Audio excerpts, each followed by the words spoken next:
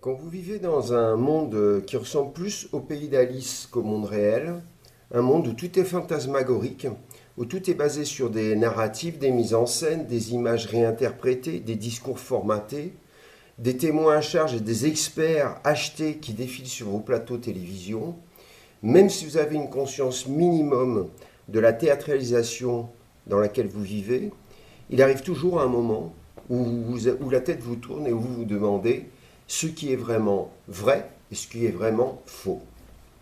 Dès lors, la réapparition du réel est le risque majeur pour un pouvoir qui se sustente sur des narratives, des mises en scène continuelles, et alors le réel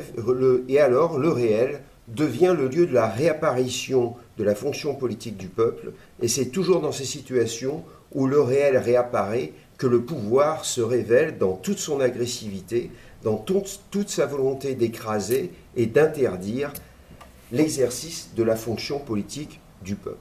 Mais si la résistance s'organise et que le peuple commence à percevoir son image réelle dans le miroir, hors des écrans manipulatoires, le pouvoir tyrannique devient fou. Et c'est ce qui vient d'arriver au Brésil. Le 7 septembre, la plus grande manifestation de l'histoire du Brésil vient d'avoir lieu. Dans le Brésil entier, mais surtout à São Paulo et à Brasilia, où Bolsonaro avait convoqué les Brésiliens pour démontrer au pouvoir judiciaire, qui tente un coup d'État contre son gouvernement maintenant depuis plus de 2 ans, en le délégitimant et en l'étouffant, que le président, donc Bolsonaro, non seulement était légitime, mais plus encore, qu'il avait le soutien du peuple dans sa grande majorité. Ce fut incroyable.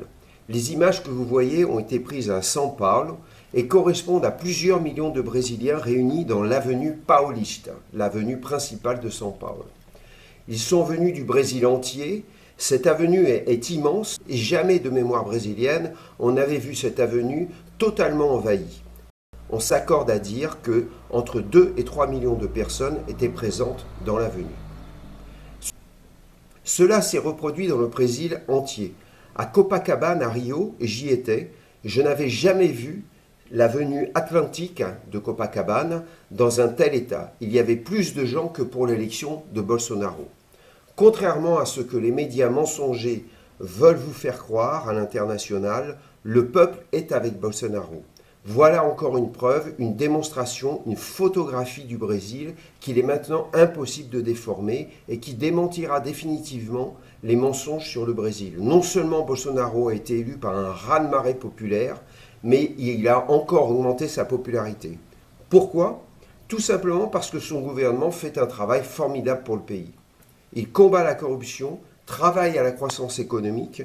Pendant la pandémie, presque 1,5 million d'emplois ont été créés.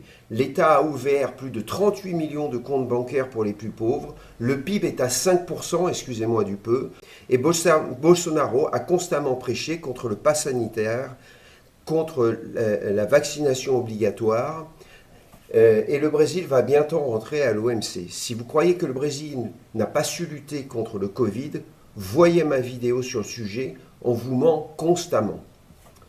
Et le plus important de tout, Bolsonaro non seulement a prouvé qu'il est un grand démocrate et qu'il est un président qui gouverne dans le respect méticuleux de la Constitution, mais plus encore, c'est lui qui défend toujours la liberté de la presse, la liberté d'expression contre la dictature du judiciaire qui n'a de cesse de l'attaquer, d'ouvrir des procès pour des motifs fallacieux et d'attaquer les journalistes et les députés de droite conservatrice en les accusant d'être des dangers pour la démocratie, inversion devenue aujourd'hui systématique et que l'on peut voir se reproduire en France sur d'autres sujets. Hier encore, un journaliste avait été emprisonné arbitrairement parce qu'il avait interviewé un des organisateurs de la grève des camionneurs, organisateur qui est sous mandat d'arrêt pour justement organiser cette grève jugée comme une attaque à la démocratie. Hier encore, un Américain, Jason Miller, entrepreneur et ex-bras droit de Donald Trump, était venu participer au plus grand événement mondial de la droite conservatrice qui avait lieu au Brésil, le CIPAC, et a été retenu par la police fédérale sur ordre du tyran Alexandre de Moraes, ministre du suprême tribunal fédéral, sans qu'aucun motif ne lui était communiqué. La police fédérale l'a finalement libéré en déclarant que l'ordre du ministre était illégal. Rien que ça. Nous vivons dans l'arbitraire le plus total. Chaque jour, des prisons de journalistes, de députés ou de militants de la société civile sont appréhendés, emprisonnés arbitrairement, sans même connaître le motif de leur appréhension. Nous connaissons ce que le Venezuela a connu avant de devenir une dictature sanglante, où plusieurs centaines de prisonniers politiques sont aujourd'hui détenus, où les milices armées font la loi et où 6 millions de réfugiés vénézuéliens vivent dans la précarité la plus totale hors de leur pays, avec l'angoisse que leurs familles soient appréhendées à cause de leur fuite. Cet activisme politique du judiciaire, antidémocratique et tyrannique, utilise la pire propagande internationale pour légitimer des actes qui n'ont qu'un objectif: établir une dictature dissimulée derrière un combat fallacieux contre l'extrême droite. Vieille rhétorique propagandiste du fascisme de gauche que l'on connaît depuis longtemps en France. Au Brésil, cela fonctionne de moins en moins, parce que tout simplement, le peuple est majoritairement chrétien et libéral dans tous les sens du terme. Avant-hier, un simple citoyen qui critiquait le STF dans un bar a été repéré par un des gardes du corps du ministre Alexandre de Moraes du STF, le suprême tribunal fédéral. L'homme a été interpellé et fait aujourd'hui l'objet d'une plainte du ministre, un pur délit d'opinion. Au Brésil, alors que nous sommes sous le gouvernement Bolsonaro, démocratiquement élu, nous vivons sous l'oppression du judiciaire qui emprisonne arbitrairement, accuse pour des motifs fallacieux et manipulatoires, organise le siège du gouvernement, l'empêche de gouverner avec l'aide d'un Parlement et d'un Sénat souvent corrompus, pris au piège de sa propre corruption par un tribunal du suprême tribunal fédéral, le STF, qui a des dossiers sur nombre de députés et de sénateurs, avec la collaboration encore de médias suppôts d'un projet de domination tyrannique dont on perçoit partout en filigrane l'ombre sinistre de la Chine communiste qui a de claires visées sur le Brésil et est à la manipulation constante. La presse brésilienne, la presse mainstream brésilienne d'une manière générale, est une honte absolue. Le portrait sera total lorsque nous aurons compris que le confinement, le pass sanitaire et la vaccination obligatoire sont ici comme en France partie intégrante de cet outillage pour faire taire et soumettre les foules. Bolsonaro, encore une fois, les combat de toutes ses forces en réclamant la liberté comme principe élémentaire et fondateur de la vie républicaine sur tous les sujets. La capacité de discernement de chaque citoyen à conscientiser les opérations qui sont en cours sont le socle de notre future liberté et de la défense de l'état de droit. Je vous remercie pour votre écoute. À très bientôt. Au revoir. Admitir que uma pessoa apenas, homem apenas, turve a nossa democracia e ameace a nossa liberdade. Dizer a esse ministro que ele tem tempo ainda para se redimir. Tem tempo ainda de arquivar seus ideias. Ou melhor, acabou o tempo dele. Sai, Alexandre de Moraes! Deixa de ser canalha!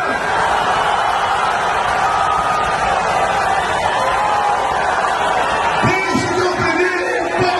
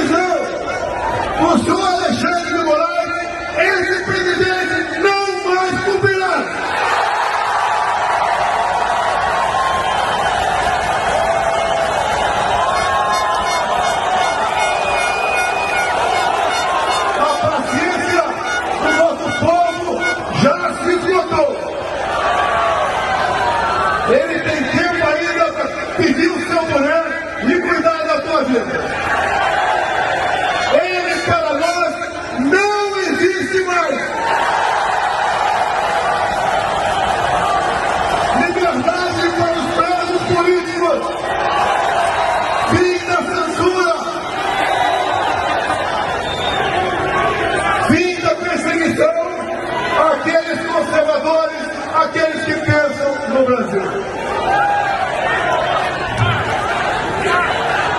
Como sempre,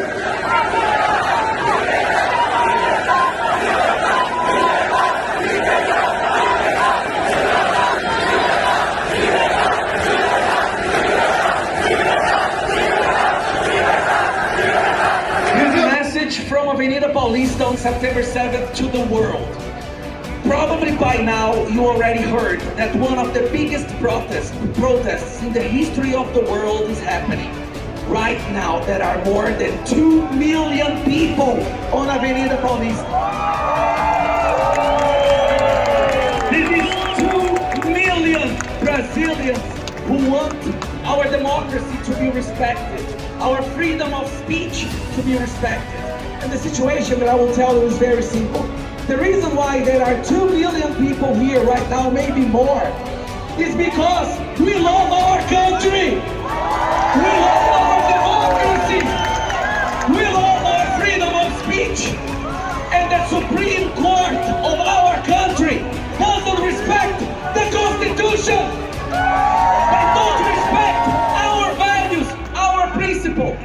We are fighting disinformation. The mainstream media wants to tell the world that this is anti-democratic. This is what democracy is. People on the streets fighting for their country. We are here in order. Nobody's burning, nobody's breaking. We don't want our institutions to be destroyed. We just want our democracy to be respected. We have in this country a federal congressman arrested. We have a president of a political party arrested. We have a journalist arrested. We have political prisoners. This is not Venezuela. This is not Cuba. This is not North Korea. And by God, this is not China. This is Brazil, and we will fight to the end. Please tell the world. Look at the signs. Please record the signs. Look at this. We just want democracy. We just want our families to be respected. We will not give up. The world needs to understand that Bolsonaro is the only one. The only one who respects our Constitution, our freedom of speech, and our democracy. Thank you.